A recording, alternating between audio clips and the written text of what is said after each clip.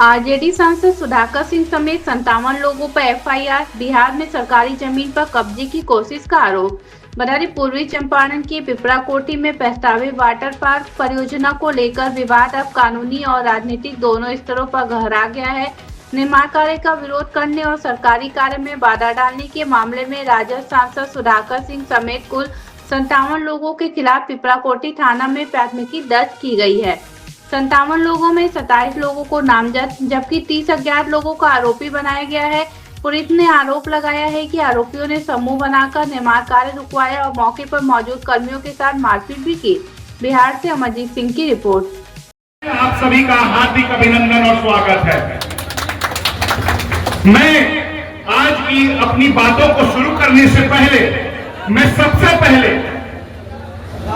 इस बात को लेकर के मीडिया के साथियों का सादर धन्यवाद अदा करना चाहता हूं कि इस इलाके के किसानों से पहले, इस इलाके के लोगों से पहले मोतिहारी जिला के क्रांतिकारी मीडिया के साथियों की वजह से इस आवाज को, इस मुहिम को आज मजबूती मिली है।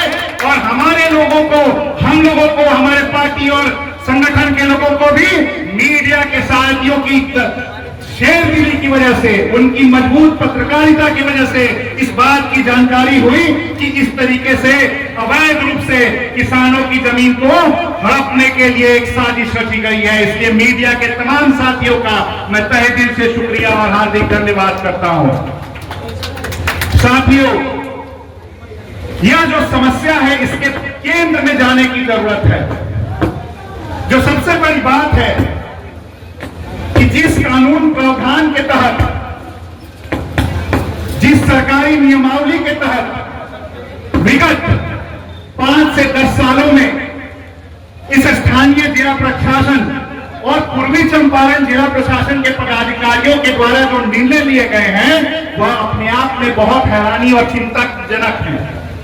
उदाहरण के लिए, यहाँ के प्रशासनिक अधिकारियों ने, यहाँ के अंचल अधिकारी और यहाँ के जो उप समाहर्ता हैं श्री मुकेश कुमार सिन्हा जी ने यहाँ के किसानों को जमाबंदी यह करते हुए कहा कि इनकी भूमि जो है एक समय में बेतिया राज की जमीन थी और यह किसी न किसी जरपेशकीदार थे इस जमीन के। मगर उससे बड़ा सवाल है कि क्या बिहार सरकार और बिहार सरकार के किसी भी प्रशासनिक अधिकारी, चाहे वो डीएम हो, चाहे एडीएम हो, चाहे कोई सचिव हो, चाहे मुख्य सचिव हो, यहां तक कि एक मुख्यमंत्री को भी किसी भी भूमि की, इस राज्य की एक भी इंच भूमि को सरकारी है या नहीं है, रैयती है या नहीं है, या मालिकाना हक उस भूमि का किसका है।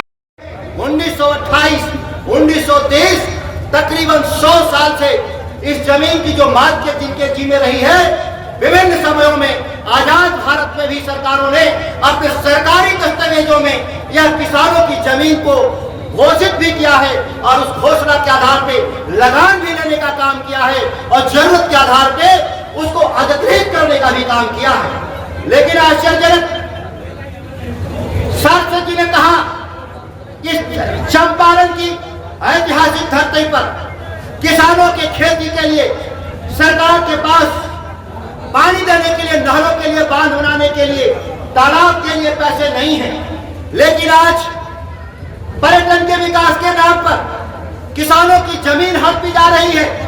यह सबसे बड़ा काला पक्ष और सब पक्ष है सत्ता में बैठे हुए लोगों को और यहाँ के स्थानीय जनप्रतिनिधियों को। यह बात ध्यान रखना होगा सरकार में बैठे हुए लोगों को, जनप्रतिनिधियों को, कि देश में लोकतंत्र की स्थापना आपकी सत्ता के लिए नहीं हुआ था। इस बात के लिए भी याद रखना होगा कि ये 5 साल का चुनाव का जो उत्सव आपके आयासियों के लिए नहीं हुआ है।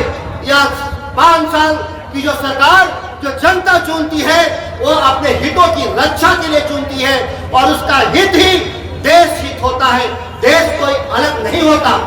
लोग बार बार कहते हैं हमारे फैसले राष्ट्र के हित में है, हमारे फैसले राष्ट्र हित में है। कोई भी राष्ट्र और राष्ट्र का निर्माण वहां के नागरिकों से होता है और जब नागरिकों के आप हितों पे हमला करेंगे तो ये कोई भी देश हित और राष्ट्र हित नहीं माना जाएगा।